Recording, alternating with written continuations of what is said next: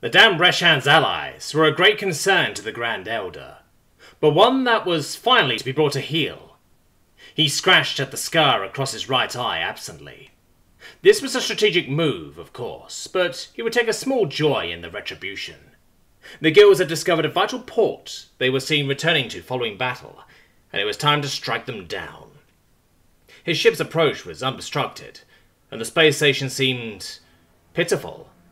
Where were their defensive screens? Where was their patrol craft? He balked at such weaknesses, and ordered his warriors to ready the boarding craft as he evaluated their targets from the sensor imaging. There were several options, but one room held his interest.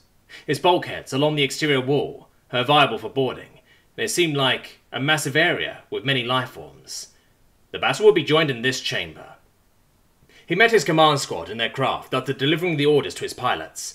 He would be the first into the battle, the first to draw blood. The door closed, and he felt the lurch as they launched towards their seemingly unaware prey. A loud clang filled the air as the magnetic clamps made contact, and a metallic tingle touched his nostrils with the plasma cutters beginning their work. The screams seemed to begin before the torches had even melted through properly. He could hear their anguished cries vibrating through the bulkhead, and it brought him much satisfaction. "Vengeance for the Atreus campaign, brothers! No prisoners!" "No prisoners!" his men cried out in a discordant answer. Then in a flash the ramp was down, and the battle was joined, although quickly he felt cheated. These were certainly the enemy he had fought before, but they were wrong. Far too weak. Many struggled to even rise from their beds before his warriors began to cut them down. Where was the Order of the White Hats?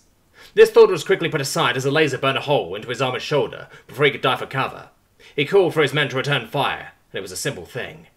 The enemy was apparently unarmored and seemed to only be armed with a sidearm. His chest burst with the first detonation. He scanned over the room, absently firing as targets began to flee. There were seemingly 100 beds, all surrounded with complex machinery of some kind. He pondered this strange place for a moment, but remembered himself. Bloodlust was not his place here. He was to command, not give in to savagery. He began to give orders to his men, as the large chamber emptied of living prey. Some escaped into passageways, but many had died screaming in their beds. Though it was not long until he had exactly the fight he had been expecting, if not from the same warriors he wanted. His men began to meet more resistance as they strayed from the chamber. At first it was merely more of the unarmored fodder with their sidearms, but soon they were quickly joined by armored warriors wielding heavy armaments. His casualties began to mount quickly, but it appeared that the enemy lost their reserves almost immediately, if they had any to begin with.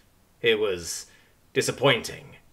This was a massacre more than a bold raid on an enemy stronghold, held by only a token force of true warriors, as he had faced before. One by one these warriors were felled.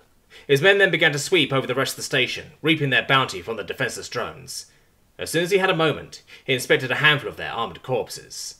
They were splashed with viscera, where their powerful armour had finally collapsed under the weight of fire, obscuring the glaring red insignia they seemed to share amongst each other. Cross lines, slim curves, among others on white shoulder plates. These must be other orders, like the White Hats he had faced before. Their warrior caste must truly be a rare breed for so few to be among so many, he mused. He allowed himself a moment to chuckle, more sure of even the losses he had suffered. After all, an enemy so dependent on those rare few strong enough to fight would suffer greatly for each loss. His eyes slowly travelled across the room. He would remember this place. Surely it was to be a great victory, if perhaps less than honourable. Still, there was no higher honour than victory. Perhaps it would even drive these French from the war. His eyes finally rested on a large insignia adorning the wall, inscribed with the alien's runes. UNSC, Mercy Station.